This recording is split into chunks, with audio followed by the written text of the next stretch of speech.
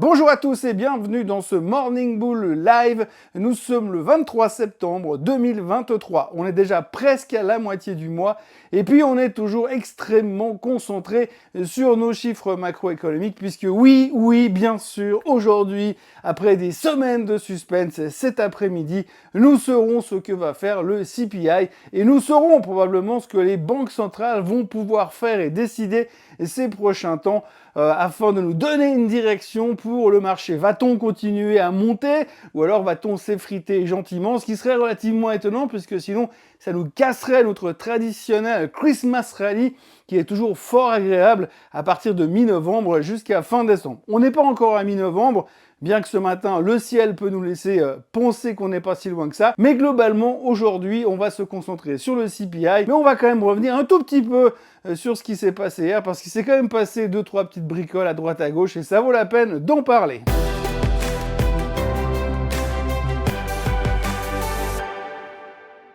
Alors c'est rigolo parce que hier, j'étais dans une conférence quelque part à Genève, et je suis tombé sur quelqu'un qui me disait « Oui, mais d'Ivoire, il n'y a pas des jours où tu as juste envie de rien dire parce que finalement, il n'y a rien à dire et que c'est extrêmement ennuyeux pour rester poli. » Et c'est vrai qu'il y a des matins, je suis assez tenté de vous dire bonjour, bienvenue dans ce Morning Bull Live. N'oubliez pas de vous abonner à la chaîne Swissquote en français et à demain.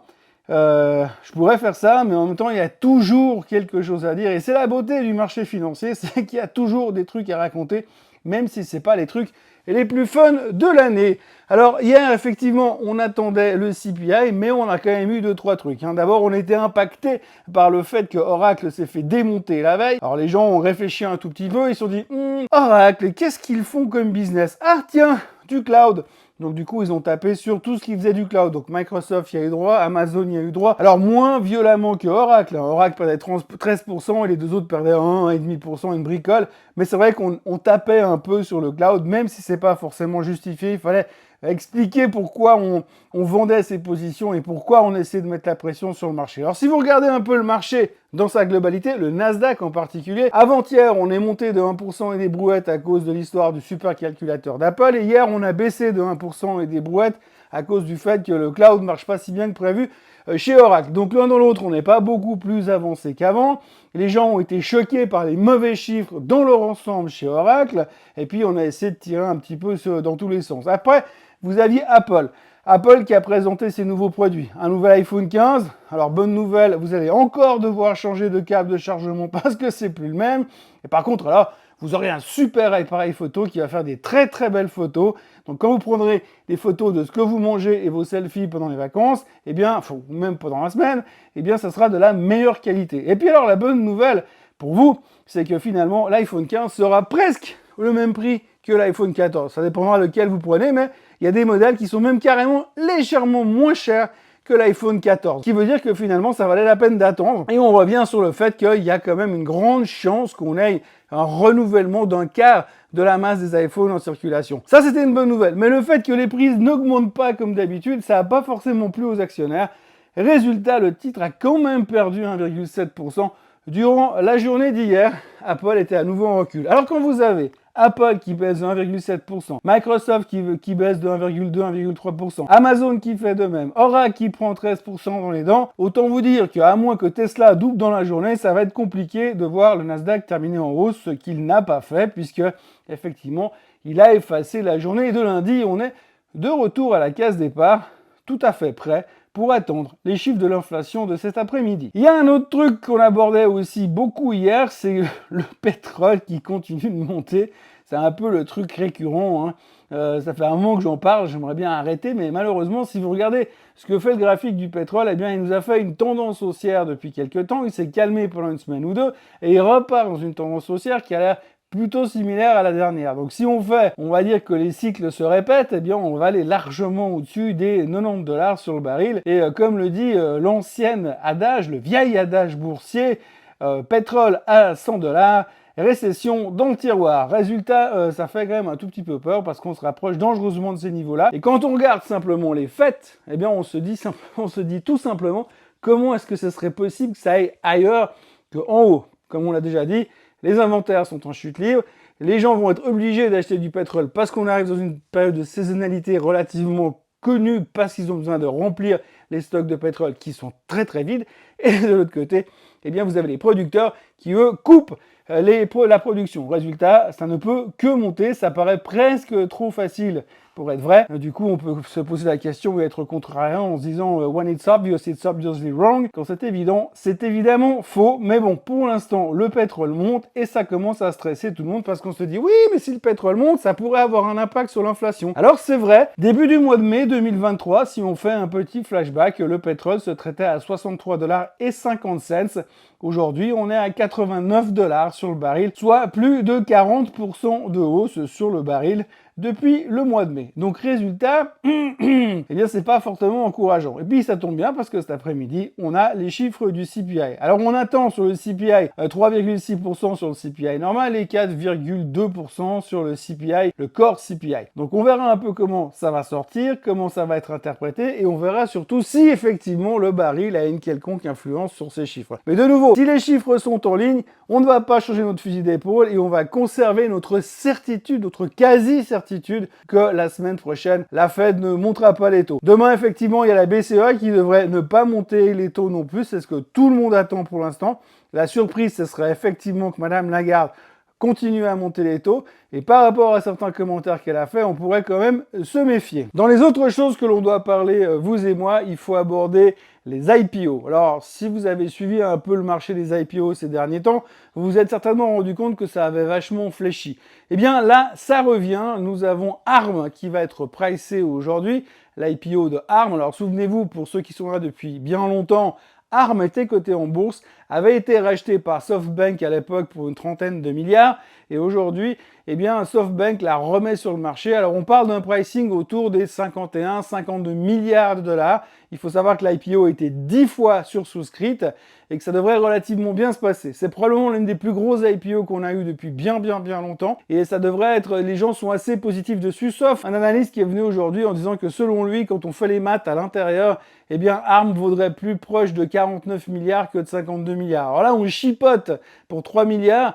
On pourrait se poser la question sur la valorisation d'autres boîtes, comme Nvidia au passage, pour savoir si elle vaudrait peut-être pas non plus un petit écart par rapport à la réalité et la fiction de là où elle se traite. En gros, ce qu'il faut retenir aujourd'hui, c'est que ARM devrait sortir. On en saura le prix ce soir et ça traitera pour la première fois demain, jeudi, et on se pose des questions pour savoir vraiment comment ça va se passer. Alors, la situation est un petit peu particulière chez ARM parce qu'effectivement, on sait que Nvidia est très intéressée par la société. Il y a déjà TSMC qui a annoncé que eux, ils sont prêts à acheter pour 100 millions de dollars de titres de ARM. Donc, il y a de l'intérêt qui tourne là autour parce que comme c'est eux qui designent les circuits intégrés et des semi-conducteurs de toutes ces sociétés productrices de semi-conducteurs, eh bien forcément, on a besoin de ce genre de personnes-là et on préfère avoir la main dessus plutôt que de devoir leur payer des commissions. Résultat, Nvidia voulait déjà acheter, mais la commission de la concurrence lui a refusé l'intégration de ARM. Donc on sait que ça risque d'être spéculé un petit peu autour de ça. Il risque donc d'y avoir une prime sur l'IPO de ARM. Ce sera à surveiller. On aura donc le prix ce soir, premier jour de trading demain matin. Puisqu'on est au chapitre des IPO, on parlera aussi de Birkenstock. Alors Birkenstock, franchement, on se dit, mais qui va venir mettre ça en IPO? Bah eux, ils ont osé. Donc IPO de Birkenstock. Alors, je ne sais pas si c'est confortable parce que j'en ai jamais porté de ma vie, mais en tous les cas, c'est moche et ça paraît peu probable que ce truc puisse fonctionner. Et pourtant, si on regarde l'histoire de l'investissement, eh bien, vous regardez les histoires de Crocs, par exemple. Crocs, c'est moche, personne n'a envie de porter ça, si ce n'est pour sortir les poubelles, mais il paraît que c'est vachement confortable. Eh bien, Birkenstock, c'est un peu la version old school, vintage, qui sort, la version old school vintage de Crocs, bien sûr. Donc, ça pourrait être aussi relativement intéressant. Alors, eux, ils ont simplement rempli les papiers comme quoi ils vont venir en IPO. Ce sera une IPO dont on va certainement en reparler ces prochains temps. Et si j'ai le courage, peut-être même que j'en achèterai une paire. Et puis alors après, on rentre dans les autres nouvelles de choix de cette journée du 23 septembre. Alors, tout d'abord, il y a la demande de destitution qui a été déposée par les Républicains à l'encontre de monsieur Joe Biden. Du président Joe Biden. Donc les Républicains lui reprochent de ne pas avoir fait son taf vis-à-vis de son fils qui a l'air de magouiller sérieusement dans des affaires pas très claires et que visiblement le président l'aurait un tout petit peu protégé. Donc du coup les Républicains s'excitent et ils demandent son impeachment comme on dit aux États-Unis. Et je crois que maintenant quand vous êtes président aux États-Unis, si durant la durée de vos mandats, vous avez jamais vécu une demande d'impeachment, c'est que vous n'êtes pas un vrai président. En tous les cas, pour l'instant, c'est ce qu'on lui reproche à M. Biden. Il y a plein d'autres trucs qu'on pourrait lui reprocher, comme s'endormir à moitié au micro quand il est en train de parler, et puis de baver sur le micro, mais ça c'est une autre histoire. En tous les cas, les démocrates hurlent à la mort, estiment que c'est un scandale que l'on puisse faire ça à M. Biden, et que c'est une chasse aux sorcières. Les démocrates ont juste oublié qu'ils sont en train de courir après Donald Trump depuis 3 ans, mais enfin bon, ça c'est une autre histoire qu'on abordera certainement ces prochains temps. Il y a peu de chances que M. Biden soit destitué, et puis je ne vois pas ce que ça pourrait changer, puisque le marché ne réagit plus à la politique depuis bien longtemps, de toute manière. Affaire à suivre. Ça nous occupera en tout cas pendant les longues soirées d'automne. Au chapitre du lithium, il y a une boîte qui s'appelle Lithium Americas qui a annoncé avoir découvert dans un volcan éteint, bien sûr, je précise, dans un volcan éteint, une montagne de lithium qui pourrait être le plus gros filon de lithium jamais trouvé sur la planète. Alors le titre est monté lundi soir, déjà a continué de monter après, donc c'est extraordinaire, tout le monde est super content, ils ont trouvé du lithium. Bon, par contre, personne ne sait s'ils seront capables de l'extraire parce que ça reste quand même un volcan éteint, soit, mais ça reste un volcan quand même.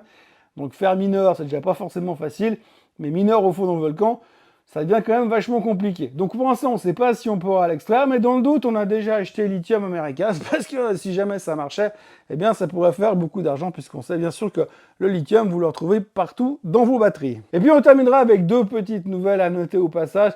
Madame Elizabeth Warren, sénatrice ou congresswoman, j'en sais rien, enfin bref, politicienne américaine de son État, a demandé une enquête sur l'histoire de Starlink. Souvenez-vous, l'autre jour, M. Elon Musk a déclaré avoir coupé Starlink pour que les Ukrainiens ne détruisent pas la flotte russe. Donc du coup, elle demande une enquête pour savoir si c'est vrai. Il y en a qui ont que ça à foutre, ça fait plaisir.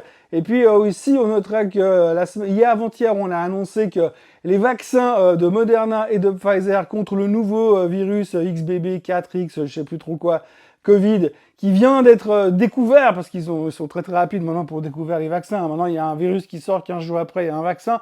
Et puis 3 jours après, il y a le CDC et la FDA qui valident ce vaccin et qui recommandent à la totalité des Américains de se vacciner avec ce nouveau vaccin à partir de l'âge de 6 mois. Donc on ne perd pas de temps aux États-Unis, on se vaccine encore massivement grâce au nouveau formidable vaccin de Pfizer et de Moderna. D'ailleurs, quand on voit la gueule du chart de Pfizer, on se demande pourquoi les gens continuent à lui taper dessus comme ça. Il doit quand même y avoir un truc de pourri là derrière, ou alors bizarre. Mais je sais pas, Pfizer se comporte comme une daube, et de l'autre côté, eh bien ils vont pouvoir vendre et distribuer massivement leur nouveau vaccin. Je sais pas à combien de doses on en est, mais ça commence à faire beaucoup. Voilà, pour terminer cette vidéo, ce Morning Bull Live, on notera donc que cet après-midi, il y aura les chiffres du CPI. On attend donc 4,3 sur le core et 3,6 sur le classique. Donc à surveiller, on aura l'occasion d'en discuter demain matin dans un nouveau Morning Bull Live. Au passage, merci pour le t-shirt. C'est un cadeau.